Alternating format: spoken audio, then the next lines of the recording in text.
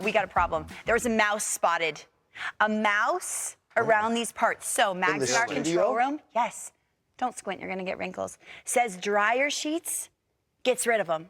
Don't laugh, don't laugh. I better not walk in here and see a dead mouse on a dryer sheet. Oh my gosh, that smells so good. By the way, I get sometimes accused of being a little curmudgeon-y, a little grouchy when it comes to these parts of the Northeast. But I must say, to wake up this morning and a little snow on the ground, happy holidays, everyone. People are bundled up. It's unbelievable. You know, people are just ready, out shopping. I can't wait for the holiday parties. It's beautiful, guys. I love it. I stay in a corporate apartment. April? It's April? Oh, my fault. I'm sorry. I didn't realize. Mice don't like cold. That's why they're inside. I didn't realize. That's my fault. They want food. I stay in a corporate apartment on the side of a highway. I'm fighting for my life every day. The side of a highway. Route 3. That's exactly what it is. And it's a U-shaped, and I face the pool, and it's a red roof in plus. It's actually not that bad, but last night it was tough to go to sleep as metal folding chairs are getting just whisked across. Beautiful, the beautiful night. Just beautiful. It was nice in Baltimore. There was a 5-hour rain delay, and this little one had just about had it. He's like, hey, Mom and Dad, it's time. Mom and Dad, it's out time. of here. You know, he's got his fire in his mouth, his little binky. Better wake him up, because James McCann's going to walk him off, little Sparky. Oh my gosh, I saw a baby and a Bjorn the other day, and I thought of you with their dad. Dad had it on? Yes. Like a marsupial on his chest? Yeah, it's a tough look. It's a tough look. Get a fine. But it's necessary. Just walk up and go. It's $100 fine. Who's just paying the fine? Our showcase game was in Los Angeles, Giants and Dodgers, and Will Smith is going to be a Dodger for a decade, fresh off his extension and producing, as he always does, an RBI double. Ohtani scores from first. He likes it. And the Dodgers lead it 2-1. I love Miguel Rojas. Awesome in the clubhouse, ready to be called on and hit a solo shot. There's a couple ex-teammates that would beg to differ. Yep. On bottom of the fourth, I like it. Solo shot. Second home run of the year, and the Dodgers lead it 4-1. Shohei Ohtani. We were waiting for this, and he delivers. Bottom of the seventh, 2 outs. Louise. Good Lord. This is the baseball you want to catch. Yeah. You're okay to have a glove here, yes? No. And she didn't have a glove. She didn't. Good for her. Good. Good.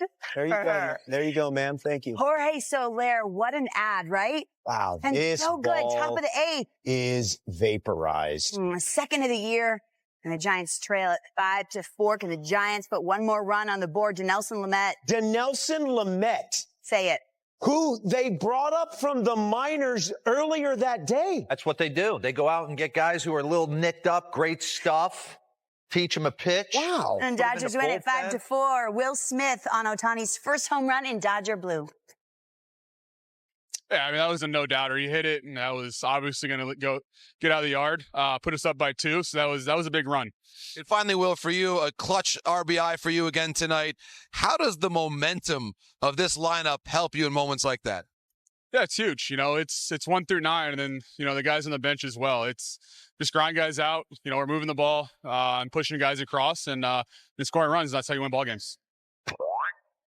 Feels like the first time for Aaron Judge as well. He was sitting on zeros. I just listened to that coming in today. Foreigner, like the underrated band. For Aaron Judge, that's his first home run of the year. By homering in the 7th game, he avoided matching the longest homerless drought of his career to start a season.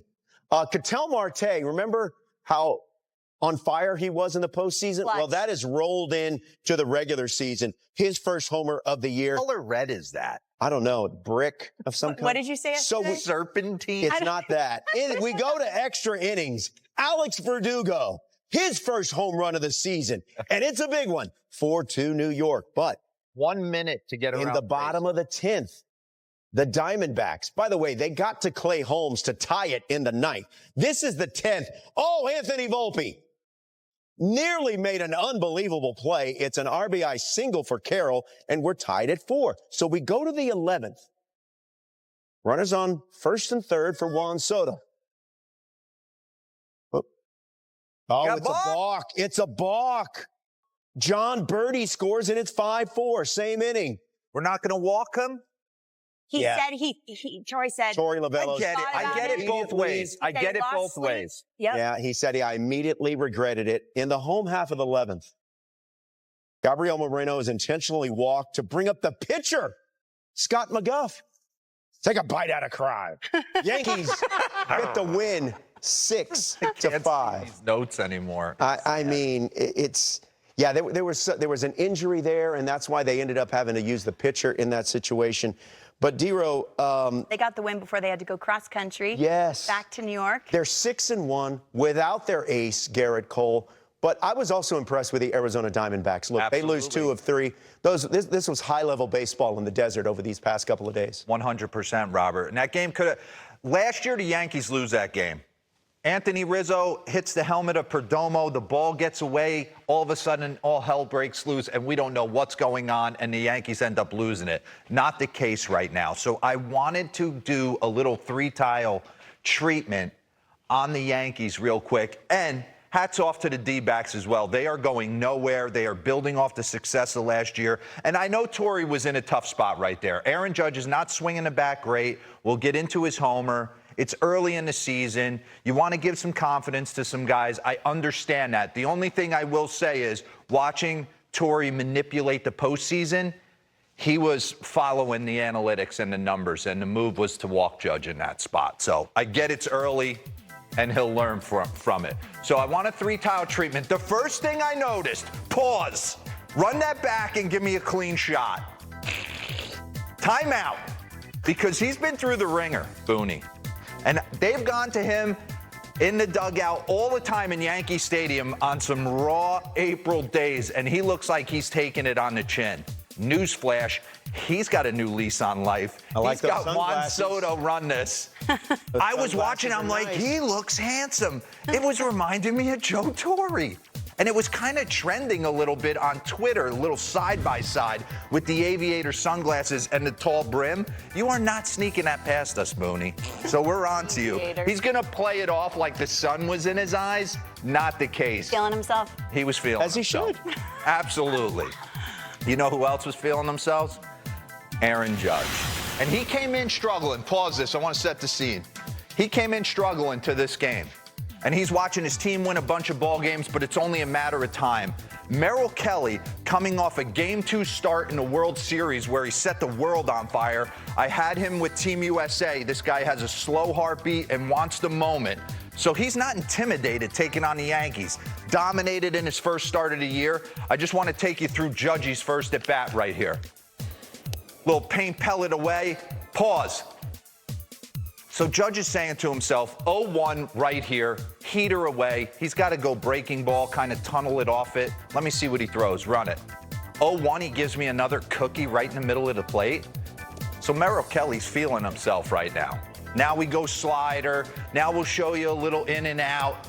Eventually, he's able to put him away with a nasty sinker located down and away right there at 90 miles an hour. All right? It's a harbinger to his second at bat because he executed all those pitches. Nasty right there. Pause this. So if you're Aaron Judge, there's no way he's trying to go a little backdoor sinker again right here. Probably a slider off it, but he was kind of disrespecting him early in his first at bat, showing him he's not intimidated. The only problem with a great hitter is if it leaks over the middle of the plate just a smidge, it's 2-1 Yanks. Run this. He's trying to go two-seamer down and away, execute it like the first AB. It catches a little bit more of the plate, and to one of the greatest hitters in the game, it changes the score instantaneously.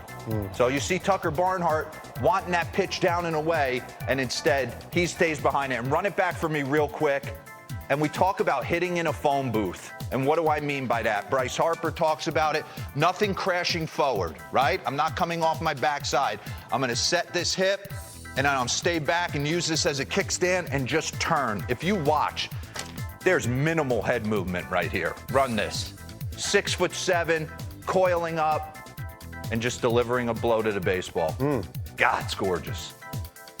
And then we'll get into his third AB. This was the Torrey Lovello situation. I mean, he can obviously walk him. He's got Rizzo on deck. and he gives him a pitch to do some damage with, and he ends up ripping it in the gap. What I love about Aaron is he knows his bread is buttered right center. So it's a matter of time before the field starts to shrink and he starts taking balls out to the pull side. Anthony Volpe. Oh, real quick, OPS leaders, I'm sorry. Take a look at this, and we're going to get into a conversation because Jordan had a big night. Wow. He's got like a massive lead. These two guys have a massive lead on both the rest of the league. So you can argue Aaron Judge is the best hitter in the game. Volpe did not have a great game yesterday, but he has gotten off to a hot start, and it's obvious to the eye test he's made some serious adjustments. Let's get in. He went down to Houston in that 4-game set, Robert, and he was throwing balls all over the lot. When you watch him hit, his stock move is going up the middle the other way, right? He wants to get this elbow kind of chicken winged at times, and it would get him in trouble, and he wants to drive it to right center. And that's what he's been able to do early.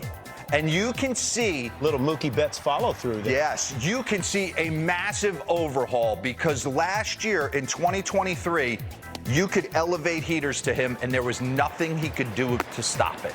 Just the way he set up and crouched and created this upward movement, pause this, bring up the board of him attacking that upper half heater. This is him last year, 2023. The average, 064, MLB average, $1.99. No slug on it. So we're attacking the upper half of the zone. Get back into the tape. He has flattened out his swing. He's gotten more athletic in the box. He's standing taller. Pause. It's noticeable. Take it all in. Look at how closed off he is right here. Look at how more athletic he is in the box against Ryan Presley. Look at how tall his torso's standing. So run it. What does that promote? Pause. Where do you think you can get him out right there? If this guy's gonna crouch and then give me this, all I gotta do is get up here with something hot, and there's no way he can get to it. So he realized that. Chris Bryant realized this early in his career, and he's made the necessary adjustments. Run it. I mean, Ryan Presley, that's 91. I know it's 91, but that's in, off. Pause. You see it right there. Just way more athletic in his base, his stance, everything. He's grinding in 2023. Go. Looks really good. He looks really good. What he's doing is pretty impressive for me. Taking over Yankee shortstop, Del Barton High School, not easy, all eyes on him. Slow playing it. He's got a nice rhythm about him. Okay. A lot of guys in this bullpen, they have been awesome to start the year. 28 1/3 innings, and they have given up nothing. A 1.27 ERA. Let's get into it. Clay Holmes has been dominant.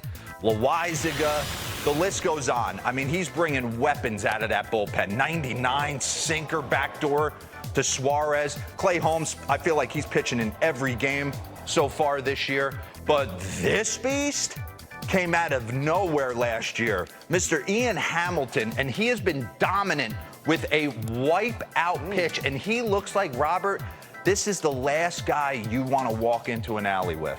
Yeah. He looks mean. He looks like he'll put you in a sleeper He hold. will put you in a guillotine choke and take your life. Night-night. Ready to go night-night? Yes. So he's throwing this like slider slash changeup slash Aaron Boone calling it a slambio. Listen to how Ian Hamilton describes it. I was just working on the changeup, and then it just started cutting or sliding, I guess. So then just kind of stuck with that, and it stuck. He's saying, "Get the camera out of my face." That guy. Are you kidding me? That guy. Look at that grip. Look at that grip. We talked to Pablo Lopez yesterday, and I asked him about when you hold it with two seams, that changeup, is there a chance it cuts? He's trying to make it cut. It's almost like this 90-mile-an-hour fumbly slider changeup that is just baffling hitters. So a lot to like about that series. I thought the D-backs played well. They're going to be there all year, like I said. But the Yanks, you can't deny it's a completely different vibe after 7 It got games. swaggier. Hold on, we got a Slambio board. Bring it up. Slambio? Yeah, we got to bring it up. It's a new word. All right. Okay, so lowest opponent slug percentage by pitch type since the start of 2023. Obviously, the Cardinals need Sonny Gray's sweeper back in their life. Blake Snell, and then you got... What is it? What is it? Well, it's A part Slambio? slider and it's part changeup. Yeah. Combio's Spanish. You see, Lauren, Tell when me. you're a bilingual Very like worldly. me. He could call it whatever he wants. He looks like he's been through the ringer. The Yankees have the day off. They will have their home opener tomorrow against the Toronto The Blue Yankee Jays. guy makes him look tougher, too. Yeah. To Baltimore. The Orioles hosting the Royals. Say that 5 times fast. A 5-hour rain delay. I love this in the top of the third. Old and new working together. Salvador Perez facing Corbin Burns, already with an RBI single in the first. Royals have Right. played very well in this They series. got some life. Mikel Garcia. Mikel Here he Garcia. is. It was all Kansas City earlier. This And I year- asked Nays about him. He said last year he hit the ball on the ground constantly. Yeah. And this year, 3 home runs in 6 games, getting the ball in the Wow. air more. Royals 3-0. Let's supercharge Mikel Garcia, MLB The Show. Cole Reagans, we see you. Was JP right? Amazing last night. 6 1/3, 1 hit, 0 runs, 7 strikeouts along the way. Watch this in the bottom of the 8th. Adley Rutschman. And Baltimore had no runs. Oh, look at this. 1 hit through 7. By the way, look at that play by Hunter Renfroe. Woo! What's Hunter Renfroe? What is he? He's Mike Trout. He's a ball player. He is a ball He player. looks like Mike Trout, though. Look at him. Lock neck, throwing dudes out. Don't care. Royals 3-2. James McCann said this team is special. We find a way Yeah. to claw back off their bullpen. I guess so. A single to left field, 2 runs will score, and the Orioles walk it off. A payoff after that 5-hour craziness. And I was talking to Brandon Hyde in spring, and he said 101 wins a year ago, and we won the AAA championship. I mean, look at this talent Yeah. on the way. There's so much on the field. A little bit more seasoning. A little bit more season. Little bit more. Oh my gosh. It's What? insane. Kyle I mean, that's- Stowers, Heston Kierstead, Jackson Hogg, get out of here. Heston Mike Kier- Elias, Heston you're not that Kierstead good, had- are you? Heston Kierstead had 10 RBIs last What was night. Mike Elias wearing opening day? Oh, he looked great. He looked amazing. He had like tweed, and I mean, it was He all looked working like his together. call sign was Viper. No, he looked like he was in Clue. He looked like he could definitely get some numbers at a bar if he needed to. If All he right, let's go to needed Houston. Yordan Alvarez, Back box. top of the first, facing Chris Bassett. This is And a bad matchup just for an innocent Chris. little single through the right side, but it was the beginning of a very big night. 3rd inning, Alvarez, get out of here. First home run of the season. How about that? Shohei goes deep for the first time. Aaron Judge and Yordan Alvarez. 5th career home run for Yordan Alvarez against Chris Bassett, and he wasn't done. That is off the wall. RBI double for Alvarez. Jose Altuve scores, and it's 2-0. Look at Bassett. He's like, will you give it a rest? Out of here. Bottom of the 6th, We get it. Alvarez. Come Goodbye. on. That's left on left off Tim Meza. Listen to Robert. His tone is 16th, changed. 16th career multi-homer game, tied a career high with 4 hits. It's 8-0. He almost got a 3rd. 10 feet short of his 3rd home run of the night. Astros go on to win 8-0. By the way, the Blue Jays got no hit in this series, and last night they got 1 hit. By the way, we just saw Judge. We saw Yordan. Most career multi-homer games. I am ready for a mind scrambler. Are you? Wow. Because when he flied out Tuesday, Yordan, he told his manager, he went back to the dugout. He said, I'm close. I'm close. And absolutely he was. We always, for a decade, have sat on this couch and said, best hitter in the game. And we've thrown out that question.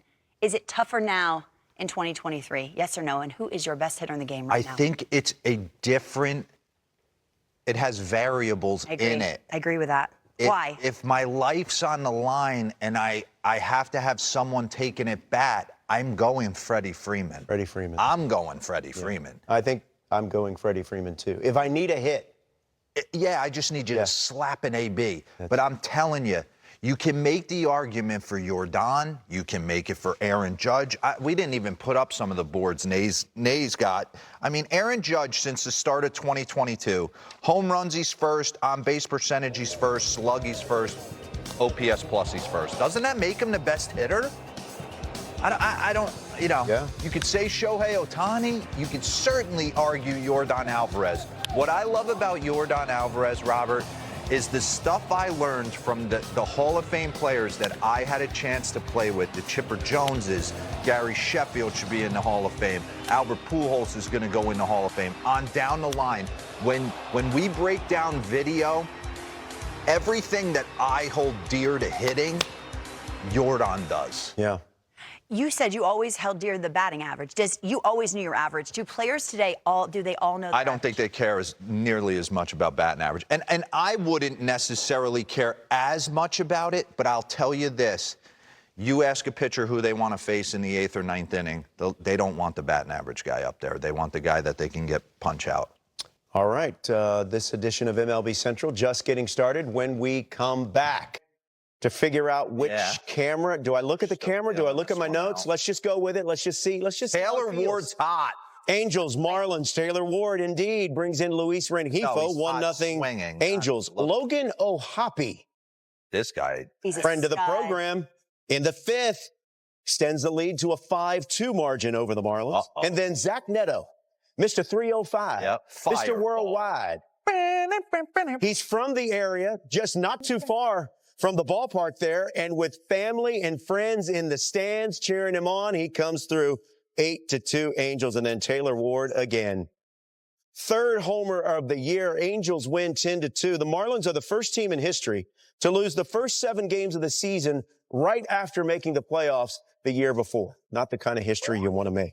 Rockies, Cubs with a little bit of team history. Hey, we're going to do a skybox. Say a Suzuki. Pop the Suzuki. Pop the Suzuki. He had a monster spring, too. Yes, he did. 2nd homer in as many days. First 4 RBI game in the bigs. Chris Bryant.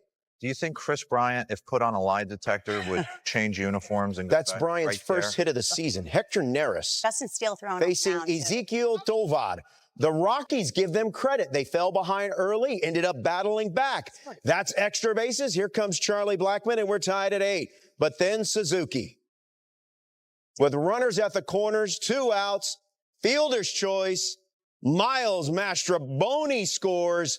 Cubs sweep the opening home series for the first time since 2016, 9-8. All right, Reds and Phillies. For the love of God, put a roof on this stadium. It is raw, bitter condition. Encarnacion, Christian Encarnacion Strand. That's down the line. 2-run score, 2-0 Cincinnati. And then with everybody saying, Lee De La Cruz, yeah. That's extra bases. Jake Fraley scores 3-0 Cincinnati. Dero, Zach Wheeler. The Phillies have lost both of his starts, despite him having an ERA of .75. Really good again last night. We're going to have Jake Peavy come out in a little bit. We're going to talk about guys with nasty. Kyle Schwarber. When's the last time he had a bad start? 2nd home run of the season for Schwartz, but in the 9th, Nick Martini brings in Bubba Thompson. Reds go on to win by the final of 4-1. Cardinals, Padres in San Diego. No blue. Fernando Tatis Jr. at the plate, got runners at the corner, bottom 2. With Tatis, by the way. Why? Yeah. Because I don't think he gets talked about enough. Obviously, a little of his own. He did it 2-0 early. San Diego. Early in his career, he But did. when you watch Nolan just Arenado. pure talent on the field, he's top. Wilson one of the top Contreras of the game. scores after that little blooper, 2-1. Kyle Got Higashioka, him. solo home run, and he becomes the first Padres catcher since 74 to throw out 2 hitters and hit a homer in the same inning. So it's 3-1. Joe Musgrove, The story 5 hits, was 7 Musgrove. strikeouts, 6 innings of work. They needed him to get going. He did. Let's go to St. Petersburg. For the Rangers and the Rays, Aaron Savali pitching very well early. 6 strikeouts through 5 scoreless innings for Aaron Savali. Looks good. I mean, I have nothing to add there. Corey Seager, that's his first. How about all the signature and power hitters getting their first home runs on the same day yesterday? That's Seager's first. Sweetheart or a killer of 1-0 Texas. Nate Eovaldi. I know Dero and Jake Peavy are going to talk a little bit about him later. 8 strikeouts, 7 innings for Nasty Nate. 1-0. Yeah. Josh Smith His teammate. By the way, Josh Smith's sister worked for my sister-in-law at a boutique in Baton Rouge. Get it. Small world. I mean, I don't know why that's pertinent. Who knew? Rangers win 4-1. Nobody. Twins, I Brewers. still don't- Reese can't make the Hoskins, connection second in home my run. I don't know, really. Then Jackson Churio, Sister-in-law. his first career home run for Jackson Churio, and the Brewers lead 3-1. For Churio, 20 years, 23 days old, youngest Brewer to hit a homer since Gary Sheffield. All right, I lost my place. Where am I? Just tell the sister-in-law story. Yeah. Sister-in-law? So that's your brother's wife? No, my sisters, my wife's sisters. Carlos Correa had an RBI knock. And then Ryan Jeffers, 3-run homer. His first hit of the season. That's a good way to get off the schneid. Alex Kirilloff records his first 4-for-4 game of his career and was a homer short Look at of the this. cycle. Yeah, this is a great note here from our friend Sarah Langs. At 20 years, 23 days old, Churio, youngest player with a homer since Juan Soto in 2018. Youngest Brewer with a homer since Gary Sheffield back in 1988. The only other Brewer to homer that young or younger, Robin Yount, Darryl Porter, back in 71. I mean, think about it, $82 million before you play a major league game from this organization, right? I Right. mean, he's tools for days. Yeah. Right? 19 years old. 19 years old. Let's get into it. The Okay. game is at 20 now, but 19 years old when he signs the deal. The thing I love about him, I love what Pat Murphy's doing. Listen, he let him off on opening day, and then now he's been hitting him ninth, and I understand that, kind of slow playing him in and letting him get his footing. But the game moves very slow to this guy. You always talk about, Derek Jeter talks about the unprepared, the game's very fast to. The guys who are prepared, the game slows down for. But sometimes there's a few dudes that show up that are a little different than the rest. Obviously, this being one. And he's let it be known. He's done some things in these first couple games for the Brewers. Double off the right field wall, making some defensive plays, stealing bags at will. So it's always been there. Pause this real quick. I want to take you back to his minor leagues, all right? He's originally signed as a shortstop out of Venezuela in 2021 for $1.8 million at 17 years old. Okay? He was the number 2 ranked prospect entering the season. Last year, between AA and AAA, he hit .283 with 22 homers, 91 ribbies, 88 runs scored, and 44 stolen bases. He was 19, AA and AAA. And when you watch this guy, you watched his first home run, it was a right center shot. You go back and dive in on him in the minor leagues, that's where his power is. Run this. I mean, he's dwarfing these minor league stadiums to dead right center. That's not easy to do at 19 years old. And what I love about this is if you can consistently drive the ball up the middle the other way for power, eventually, as he gets eyeballs on these pitchers, especially in the NL Central, pause, he's going to be able to cheat and eventually start pulling homers, which I know is going to happen. George Brett came to the big leagues and was moving the ball the other way. Don Mattingly, and then eventually they started to take their shots and could be pull monsters as well. So run the homer right here, because Robert said it. Gary Sheffield, ex-teammate of mine with Atlanta Braves, when he got to the big leagues at 19, 20 years old playing shortstop. And then now Jackson Churio was able to become the second youngest Brewer. Look at Gary Sheff right there, 1988, coming to the big leagues, back turned to the pitcher, and just getting the head out. And we all know he was able to do that with the best of them, drop the top hand. There's a lot of comps out here for Jackson. A lot of people comparing him to Ronald Acuna. When I watch him, there was 3 guys, I mentioned this, that I played against in the minor leagues that I thought were just a little bit different. And pause this and leave it up. It was Carlos Beltran, Eric Chavez, and Vernon Wells in Syracuse at 19, 20 years old. And I'm telling you, you go back, Vernon, for a 5-year stretch, 29 homers, 103 RBIs. He's a 3-time Gold Glove Award winner. I know you want Ronald Acuna, but if you fall amongst the Vernon Wells, I still think you get a great player right here. But take a look, minor league seasons before their major league debut. Just completely torched it. Very similar to what Ronald Acuna Jr. did in 2017. So he's got all the tools. What I love about him is the ability to drive the ball the other way for power and he has a slow heartbeat. He walked into Citi Field and was unfazed on opening day.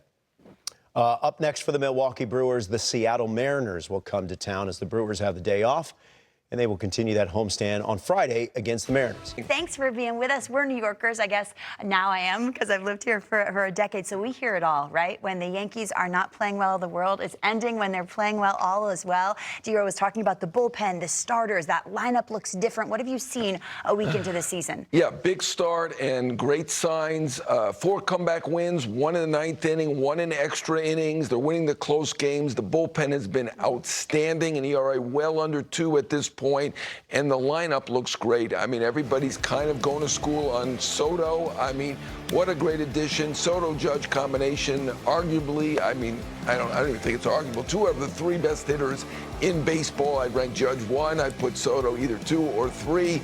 And, I mean, 4.11 pitches per plate appearance is second in baseball to the surprising Pirates, but off to a great start, and they probably needed it off last year's disaster, quote unquote disaster, 82-80 disaster. They're looking good right now. And Verdugo had a big hit yesterday in the desert. Any update on Garrett Cole? Any timeline? Yes, I did see him in Houston. I was there for the series. He says he is feeling really good. I think that the June 1st whispered target date is very realistic now. Okay. He's obviously on the 60-day DL, so he can't come back until a few days before that anyway, but June 1st, very, very realistic. Also in the good category, week and a half into the season, are the Brewers. I was reading in the Milwaukee Journal-Sentinel that their starters aren't going deep into games. I mean, I guess it hurt them yesterday. Other than that, it really hasn't. They're winning. What have you seen? Oh, man, I give them so much credits. I mean, such a rough spring training. Lost Devin Williams, arguably the best reliever in baseball. Obviously, they had traded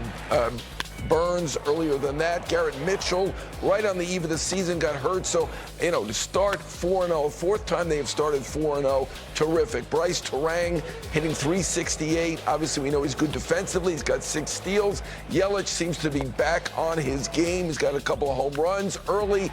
Looks fantastic. And obviously, you guys were talking about Jackson Chourio.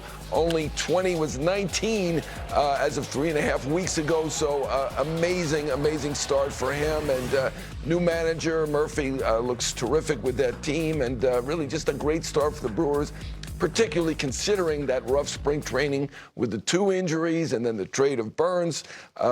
Really terrific. Chourio and the poise at 20. I ask all the guys who come in here, old players, they say, I didn't look like that at 20. I didn't have that maturity. Put the Tigers in the great category, John. They haven't lost. They also have been rained out the past week. I know. They've been in New York. They will play 2 at Citi Field. Added rotation pieces. I was with them in camp. Mark Canha, where do you have them right now? Big picture in the Central. Right. I'll first get on my soapbox. We need a roof here on Citi Field. I'm sorry. Anyway, with the Tigers, they're the only undefeated team. You mentioned undefeated. The only undefeated team. They really revamped that rotation, and that really is a strength now. Obviously, you've got Skubal at the top. He was my Cy Young pick. I mean, Casey Mize is their 5th starter. He was a #1 pick overall in Major League Baseball. They have 6 really good starters. Manning in the minors right now, so they have a reinforcement if they need it. Obviously, they brought in Maeda, they brought in Flaherty. The bullpen has only given up 1 run to this point, so the ERA well under 1. They don't really have a closer per se, but bullpen's looking terrific. I like their veteran mix. You mentioned Canha, Gio Urshela, another great guy for a team. Obviously, they've got that young tilt toward, shall we say, obviously signed Torkelson, who was a #1 pick, Riley Green, a top 5 pick. So, you know, they've got a talented team that's a nice mix of young and veteran, and, you know, I like their chances. I mean, it's probably either them or the Twins in that Central. You never know. I'm not going to count anybody out at this point, but they've got a shot to win that division. Spencer Torkelson was in studio earlier this week, and Dero asked him about his approach at the plate. He said, I turn off my legs. And I'm thinking, everyone is so different. I have never, we've had guys in studio talking to players all the time. Nobody has ever said that. John Heyman, thank you so much for the time. Robert, take it away. Yeah, John's legs are always on. So, welcome back. On April 30th of last year, Jackson Yell, a junior at Elon University, was killed by a hit-and-run driver in Myrtle Beach, South Carolina. Jackson was a business analytics major at Elon and was also on the club baseball team.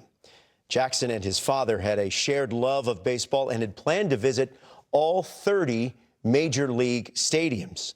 Together, they had visited 12 of the 30 before Jackson's tragic passing. We're pleased to be joined now by Jackson's father, Scott Yell, who is honoring his late son by finishing up the tour they started by visiting the remaining 18 parks this season.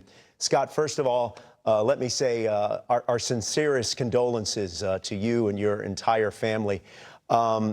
As you continue this journey and prepare to embark on the completion of it, let me ask you, what has unimaginable grief taught you about yourself and about others?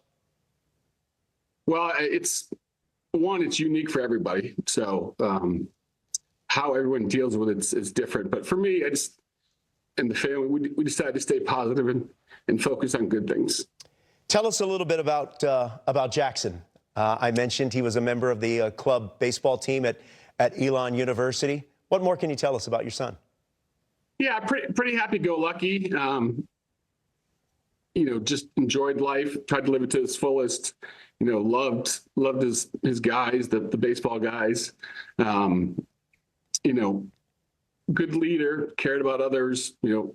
Loved diversity and inclusion and looking out for the little guy, and just happy-go-lucky, kind of carefree kind of person. You created the Jackson Yell Family Foundation to honor your late son and raise money for a variety of good causes, including Major League Baseball's Nike Reviving Baseball in Inner Cities program. What can you tell us about the foundation and why the program specifically is such a good fit for you and your family? Yeah, so we wanted to try to find a way. The mission is really about trying to support the development of young men and women. That's kind of what we want to do. And so last summer, I was trying to figure out how I could finish the 18 other stadiums, raise some money, but also give back. And someone had mentioned, the Nike RBI program. So started doing some research, and just, the values of the program just aligned with, the foundation and Jackson. And then there was a great clip from Hunter Green, who's a current Reds pitcher. Yeah. Who came up to the program, and he loved, obviously, the fact of the great coaching that he got, and from a baseball standpoint, but just, what they helped teach him as a person, and how to develop and grow as a person. So it was a natural fit. I shared the information with my wife and daughter, and everybody was in agreement. So it's a perfect fit. We are in the early days of 2024, Scott, but tell us where this tour has taken you so far, and what does the itinerary look like for you next? Yeah, so we've broken it up into 3 legs. So I'm in the middle of the longest leg here, so 8 games in 10 days. Had our first weather issue last night in Philly, so we're going to reschedule and get to Philly here later this month. But Saturday we'll be at Atlanta, and then fly up to Cincinnati, and then Pittsburgh and Toronto. And then we'll have about a month off, and then I'll hit the West Coast, 4 games. And then early June, we'll hit the Midwest, the Chicagos, the Milwaukees, and so on and so forth. So we'll be wrapped up stadium number 30 on June 9th in Detroit, as long as the weather holds out. Now, Scott, before we let you go, tell us and tell the viewers how they can find out more about your son, about the foundation, and about your tour of all 30 ballparks. Yeah, best place is go to jacksonyell.com. That's YELLE.com. I write about the blogs and my experience every day. And then there's a place there you can donate if you want, if you're moved by the story, as well as all video stuff. I try to kind of share the experience in game at honoring Jackson Yell on Instagram. So those are two of the best ways. Well, we appreciate your time, and I think we're all moved by your story. Best of luck on your journey, and thank you very much for sharing your story with us. Yeah, thanks for having me. Really appreciate it. MLB's been great. Everyone involved in the program, everyone at the stadiums, it's been tremendous. And once again, our condolences. Thank you. Look, we were trying to have a conversation, just saying hello, and I couldn't get words out. Yeah. Okay, you got your coffee in you. Well, burning both ends of the candle, you got to watch these games. You're right. Yeah. Man. Look, I mean, he's got his guitar. Change your life. Absolutely. So he's definitely used to When the he breaks the out wee the hours. acoustic guitar, things have a chance to get really awesome. Oh, tonight. I'm getting on a flight right from here, San Francisco. Get ready for Padres San Fran opening day. I'll be with Tim Flannery tonight in a hotel room playing music. Really? The Flan Man? Opening day I love tomorrow. our We got an buddy Tim hour set Flannery. in Oracle Park tomorrow. That's your job, by the Getting way. the fans and the people ready. Unbelievable. So awesome. Hey, I'm welcoming you in style. I want you to watch this play. What do we got? Nick Feta on this double play. It was in Oakland, and the excitement is October level. So I like this view of it. Turn it. Turn it. And they did. And look at him. Come on! Yeah, I love it. Let them know, man. Let him That's know. nice. Hey, the Red Sox playing well. They're having a nice start to the season. We're going to ask Jake why coming up in just a little bit. All right, let's go front and center, show you some things that you may have missed as we go around the major leagues. Let's start in Arizona. This was a really fun series. Yankees take 2 of 3 from the Diamondbacks, and Aaron Judge with a 2-run homer, his first of the year. It went into extra innings. Juan Soto at the plate. Scott McGuff walks him. That allows John Birdie to score. There's a balk, and that allows Birdie to score.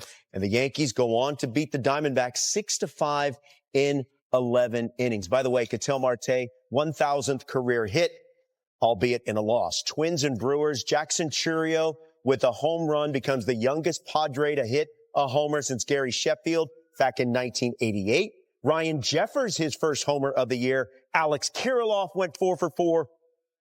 Brewers go on to fall to the Minnesota Twins by the final of 7-3. Guardians and Mariners. Jose Ramirez, that's off the wall. Steven Kwan scores 1-0. Ramirez again. Kwan scores again. Guardians moved to 5-2 in the season. They beat the Mariners 8-0. Remember, their new manager, Stephen Vogt, was on that Mariners staff last year, so maybe he had a little bit of intel and gave his team a little bit of extra preparation, but they are also playing very well. Royals played very well against the Orioles in this series. Cole Reagan's phenomenal, man. Pitch hand, I think he's a pitch hand former winner, and he could be a two-time pitch hand winner. James McCann with the walk-off knock. Orioles win 4-3 over the Orioles despite a 5-hour rain delay. Hey, speaking of the Orioles, their prospects just displayed the full arsenal in Charlotte last night against the Knights. Heston Kjerstad had an RBI double, 3-run homer, an RBI single. Then he hit a grand slam. That's 10 RBIs for Heston Kjerstad and a win for the Norfolk Tides in Charlotte. Kyle Stowers had 3 jacks. We're not even putting him on there. By the way, Lauren, Cole Reagan's was the August 2023 pitch hand winner. Look at this. I mean, the seasoning is so good right now. It is just A lot of seasoning. a lot of seasoning going on. Jackson Holiday, he scored 5 times. It's unbelievable what they have. What he's man. doing at 20 years old is crazy. Man, maybe a little Old Bay seasoning, for Baltimore and the O's. That's a tape. Crab cakes in a visiting clubhouse. Yeah, Remember let's those? go. You remember when Bay? Rockies, Cubs in Chicago. See, that's the Chicago No, it's accent. not. Yes, it is, Lauren. You can go ahead and roll it. I've got nothing else to add on the Norfolk Tides. Seiya Suzuki solo homer against the Rockies. Rockies they fell behind early. They scored 8 in this game. They did. They tied it at 8. But it's the Chicago Cubs that get the win 9-8 as the Chicago Cubs sweep a season opening home series for the first time since 2016. Your Don Alvarez came in batting below 200. He is no longer batting below 200. He hit 2 home runs. He had 4 hits. It's his 16th career multi-homer game. Career high tying 4 hits. Astros blank the Blue Jays 8-0. Shohei Ohtani is on the home run board. He homers as a member of the Dodgers for the first time. And then Dinelson Lamet. Yes, that guy. He gets the call. He was in the minors, gets the call yesterday, and he ends up getting the save. Congratulations to him. And the Dodgers win again, 5-4 over the Giants. Let's go to the Trop for the Rangers and the Rays. Nate Eovaldi, man, good in the postseason, as we all know. Rangers, of course, dispatched the Tampa Bay Rays last year here at the Trop, and they beat them again yesterday, 4-1 over the Tampa Bay Rays. I was reading on MLB.com about Eovaldi, and I wrote it down, the title, so I didn't forget, how Eovaldi's wicked splitter, gentlemen, generated a career-high 23 whiffs. What's your answer to that, Jake Peavy? Because it's been 13 years in the bigs, and we are still talking about Nate Eovaldi in the best way. Yeah, look, Nate Eovaldi continues to evolve. He's a complete pitcher, Lauren. That's what I love about it. In a game where velocity means so much, guys want to throw hard. Nate Eovaldi has a pitch, and we're going to get into it, for every batter that he needs to combat. And look, and it's been a work in progress. This is something, as you mature, it's how you stay around, right, Dio? Yeah. I think for me, watching him, he was one of those guys, Lauren, I wanted him on Team USA. That's a whole nother story, trying to put a pitching staff together for that. But because he pitches with emotion, hard on his sleeve, you could tell the guys really respond to him. He's a big game pitcher. He wants the moment. He's jumping off the mound. He's animated. There's so much to like. I want to dive in a little bit because I was sitting on the phone. You can start the video. I was sitting on the phone last night with Brian McCann, and we were talking about Nate Eovaldi. I was like, he went out and wiped out the Tampa Bay Rays again. And he said, Dero, he's a big game pitcher. Pause this real quick and bring up his postseason numbers. Because he went 5-0 for the Rangers last year in the postseason. But take this in as a starting pitcher. And he's got to cover up a Rangers rotation that is completely depleted right now. And he does it time and time again. He is 9-1 in the postseason with a 2.84. And the game he lost, where Max Muncy walked him off, he garnered so much respect from the boys. Yeah, look, this says all you need to know, D-Row. When you start talking about the biggest games with everything on the line, and you know there's just a different focus level from everybody. And look, me going into the postseason, it took me a handful of starts where I even felt comfortable to do what I had done in the regular season and try to make that translate over. So when guys do it at this clip, time and time again, you got to start to believe that they know what they're doing. So run this. We'll get through his postseason highlights. And as I'm sitting on the phone with him, besides saying he's a big game pitcher, he said when I caught him in New York, he was trying to throw like 6 to 7 different pitches. Well, he seems to have tightened it up to about 4 or 5 now. But he said he has a weapon to combat every hitter. So pause this. I want to set this up for you. I put both a left-handed batter, Brandon Lau, and Isaac Paredes in there. So do you have the 2-seamer? Yes, he has that if he wants it. Does he have a 4-seamer?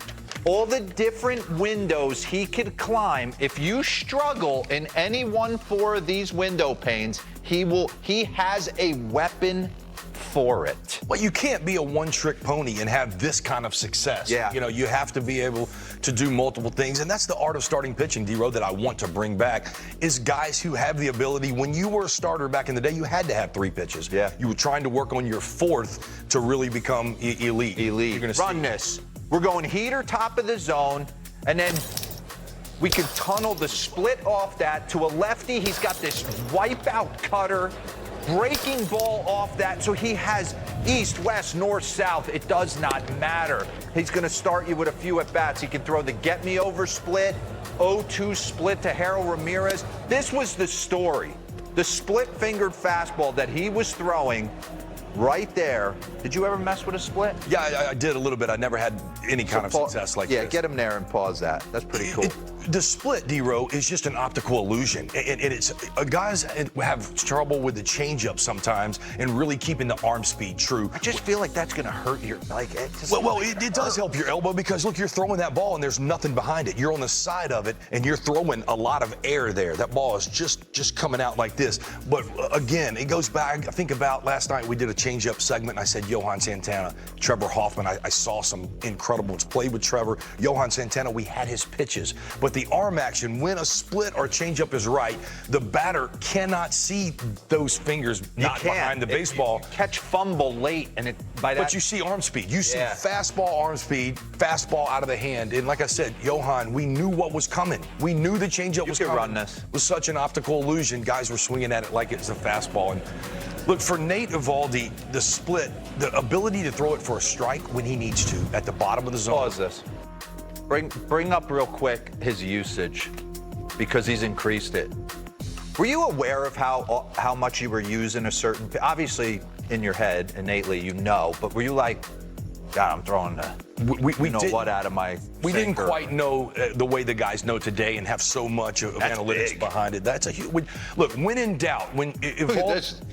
Yeah, almost but, threw 50% why of not? the When something is good, you go to it. And let's back up on the 4-pitch mix. You have to use all of those to get down the line. It's why you see him go deep into ball games. It's why you saw Boch in the postseason leave him in there, knowing that he had multiple weapons to go get. When Nate Eovaldi gets in trouble, you can bet this split is coming because it's his best pitch. And look, that's the way you're going to go down. If we're going to get beat, you're going to beat me with my best, and that's what he doesn't know. All right, run a few ABs real quick. There's the split. I mean, imagine trying to process all this. You're getting split, cutter up and in, 4-seamer away, up, split, heater that he misses. You just keep curveball. It's like I can't eliminate anything. You think fastball's coming? No, I'm going to throw the get me over breaking ball. Elevate heater. Yeah, now I'll get you on the fastball. Elevate heater. Gosh. Yeah. Well, I mean, now he's just bullying Siri right there. Heater in to Isak Paredes. Split, pull it foul. Oof. Look where these balls are missing. Weapons. When you get ahead, you can expand the zone and really not play in the box. We hadn't seen too many balls in the box at all. There's a little mistake. And he gets right off it with a nasty split. Bring up the heat map right here. Splitter with 2 strikes from 19 to 22. Obviously trying to bury it down, would occasionally miss. 23 and 24. I mean, it's become just a weapon that he can locate with the best of them. As a hitter, it was process of elimination. Facing you, sinker slider. I know what I'm getting, right? You're not going to overthink it against a guy like me.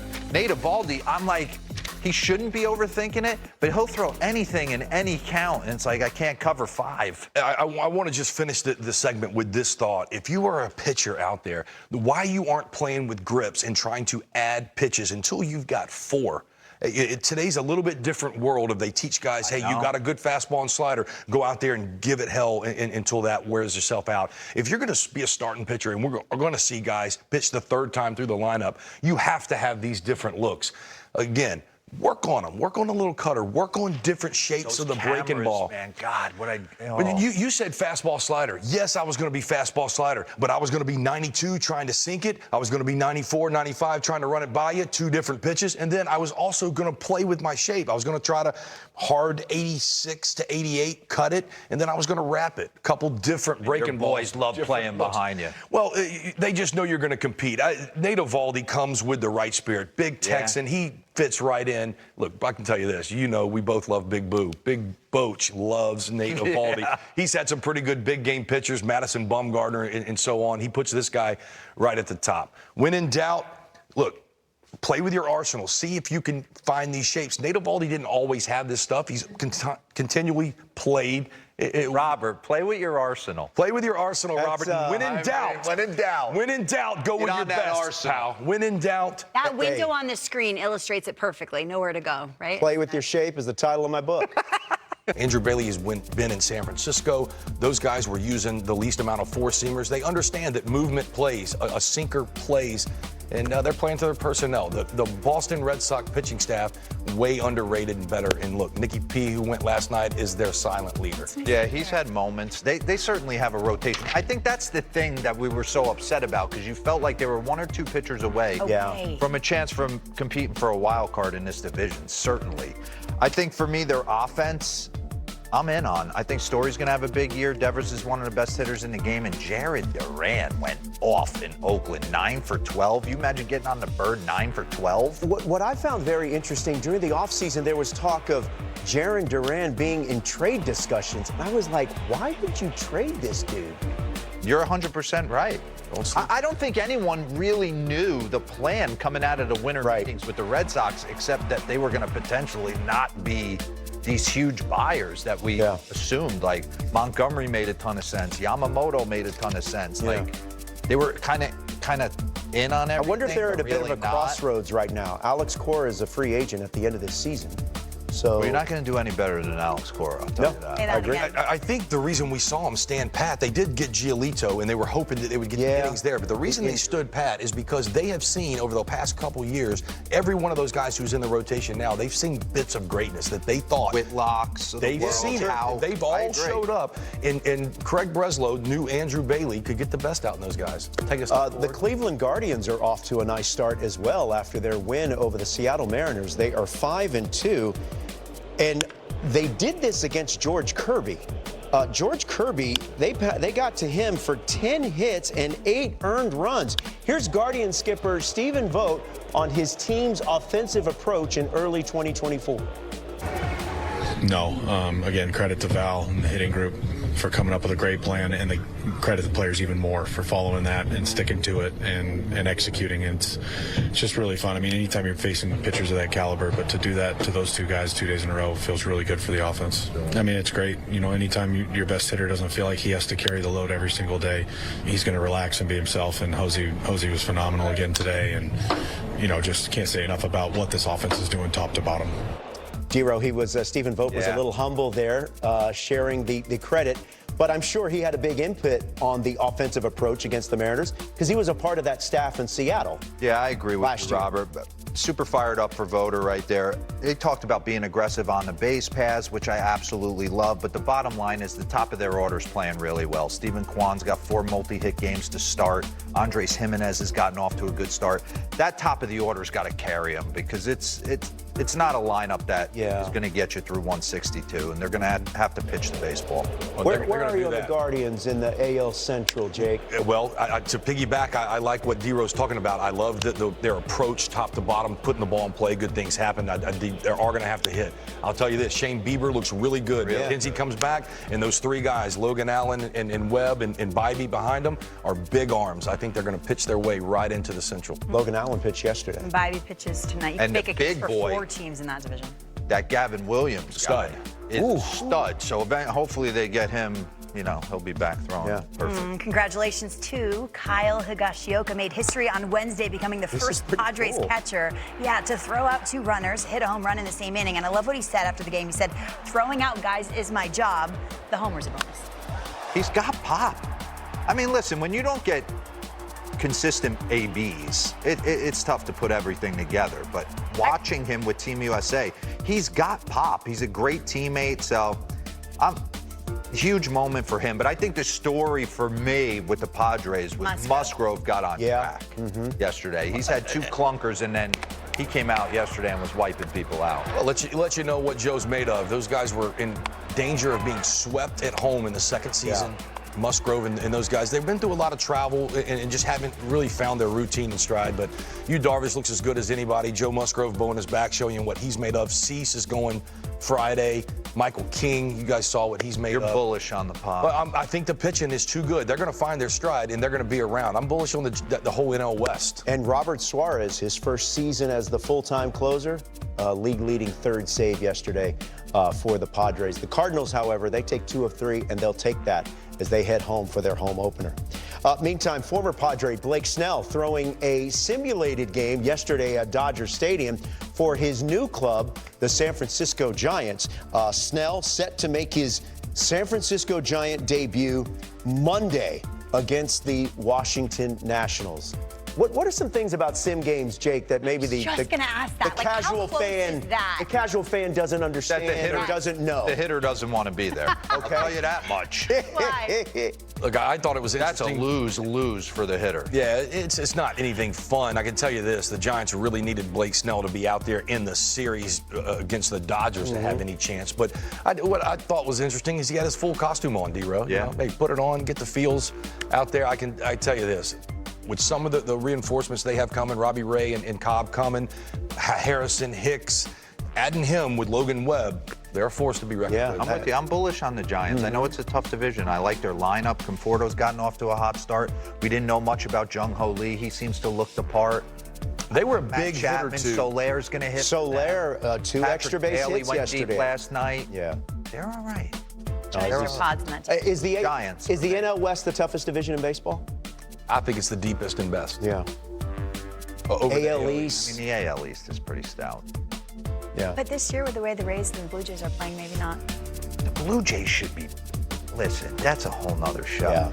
Yeah, that's a whole other topic. And they have four legit starters and a lineup and a bullpen with But they've had that. They had that last year. I think the second half of their lineup is in the last year and a half, but they haven't got the production. The top four I'll take. Yeah. But after that, you start getting into some it's like I don't Seattle. Want to say like you got to show at some point, and I was blessed to come up with the Braves and learn. At some point, you got to stop talking about it, and you got to win a playoff series. There's a window in Toronto. They're free agent, aren't There's a window in Seattle. Seattle's got dominant rotation. So that's why we're bullish on San Francisco. They've won before. Not saying there's necessarily guys on that organization knows how to finish the drill. I think both of those lineups need to lengthen out. I think you have to find a way from 5 through 9 to get some production. We love the top of both of them, and they should produce. But the bottom half.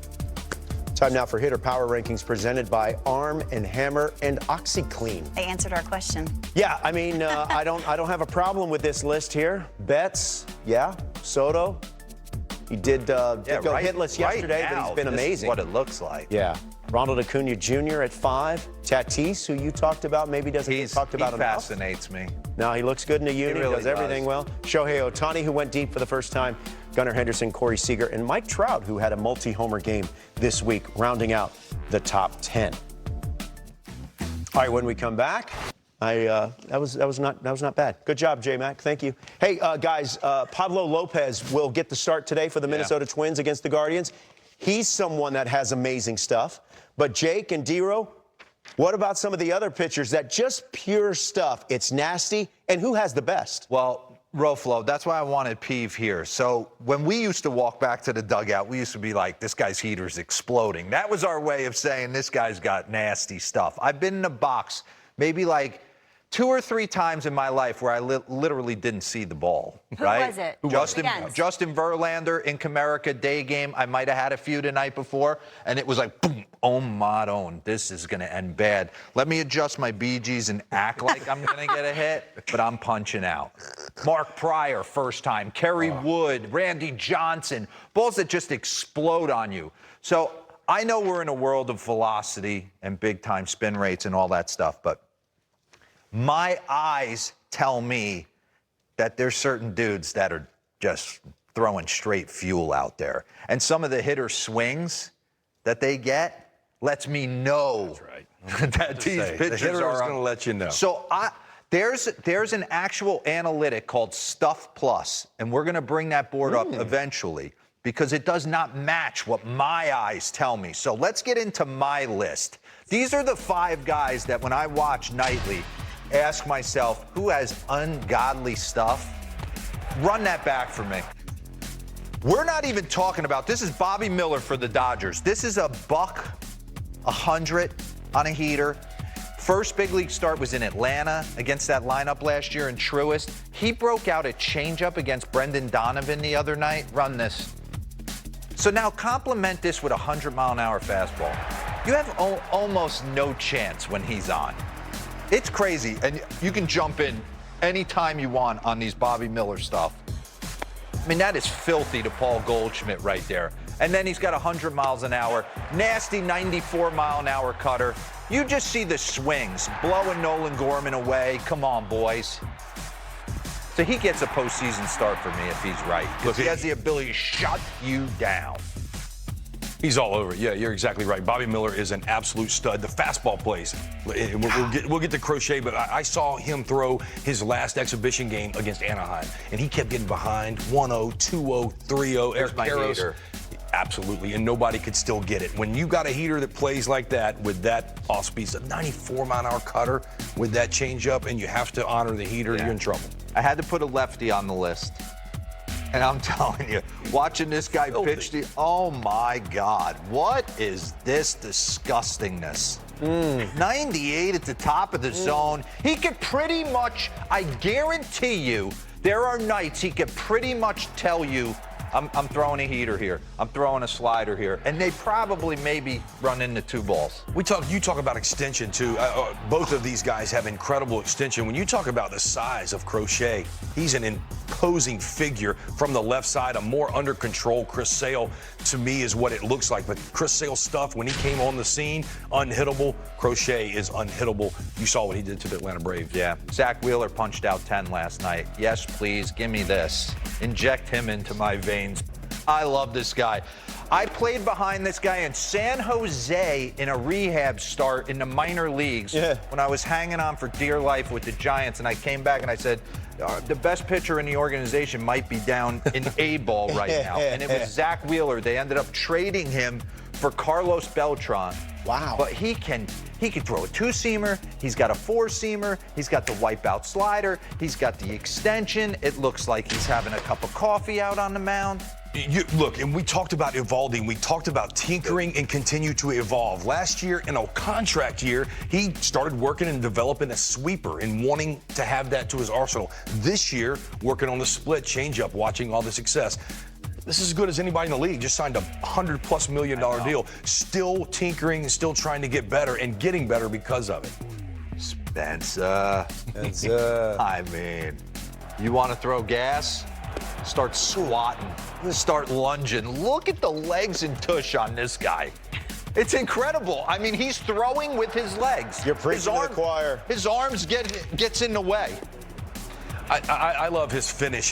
This is a 6-footer like myself, and we always hear the big guys, you got to have size. Obviously the size is in the quads, but a 6-footer. Watch how over the front knee is, man. I love the finish, and you got to get over that front knee before your recoil. He does a really good job of that, throwing through the ball. And he does it really with 2 pitches. When you want to talk about nasty, when you were starter and you're punching out everybody with fastball, slider, it's pretty impressive. All right, so for me, You're in love. it's not a matter of love. I mean, I would certainly have traded for him and gave him the 5 for 135. And I know people kind of hesitate on that because he's shown the ability to not stay healthy.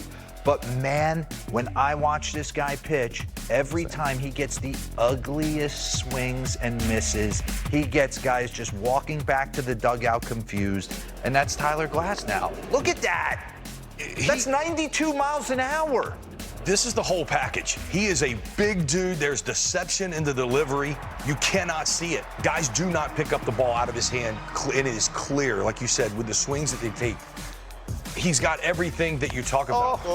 I got 98 4-seam. Tyro Estrada last night took 2 breaking balls, and then he threw 98 by him, and he's walking back to the dugout. You got no time to react. He's 6'10". He looks like Oppenheimer, and he's releasing it right next to the catcher's glove. Well, and that makes the 98 101. Expected velocity is what that is. Glasnow, to me, is a little bit heads and tails above the rest of the 4, simply because it's the total package of stuff is there. Yeah. When he's commanding that stuff with deception, there's just something about Glasnow with his size. I don't know if it's the hair flowing or what, but he hides the ball in a way I believe the other ones just quite don't, which can separate him. The swings that he gets. He throws 50-foot breaking balls. And they swing. Exactly. And I'm sorry, I'm making that deal all day long. Pepio, who's going to pitch in Tampa's rotation for a while, that's fine. Give me this big dog. Give him game 1 or game 2 of a postseason series. Game 1. Okay. There's nobody better than him. Period. I love the Dodgers pitchers. Bobby Miller's good. Yamamoto's good. We'll see what Walker Yamamoto's got. He's not this guy. I can tell you that. I promise you that. He's got to show me like a little bit like a fight. Man, when I met Tyler for the first time, it was at a concert. Man, he walks up, he looks like a Greek god, doesn't he? It's unbelievable. It really is. It takes you back. I'm in love too, Lauren. The reason I did this is because, like I said, there's an analytic called Stuff Plus, and I think when we put this board up, there's some names on this board that are not what my eye test tells me. We got to dive in on some Graham Ashcraft, because this is taking in the full arsenal. This is not one pitch like Strider's heater. This is the full arsenal. Well, so do you say then I don't give this any credence, or does this make you go, Well, I know Corbin Burns has got sharp breaking stuff and the ability to rush it to 95, 96.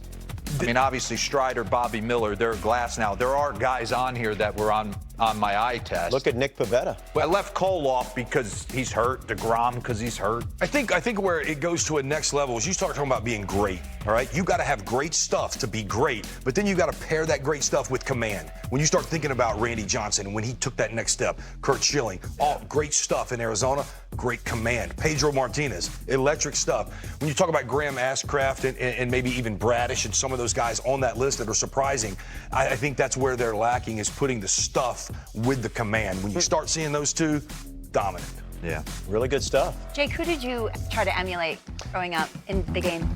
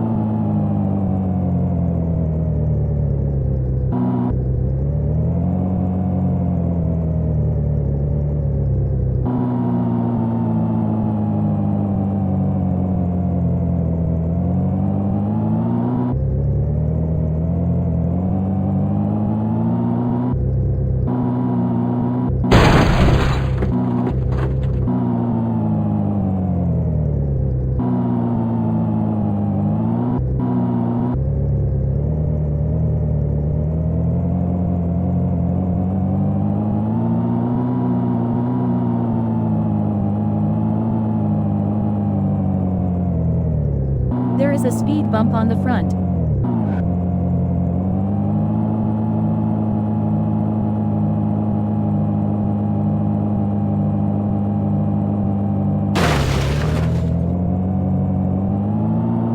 There is a speed bump on the front.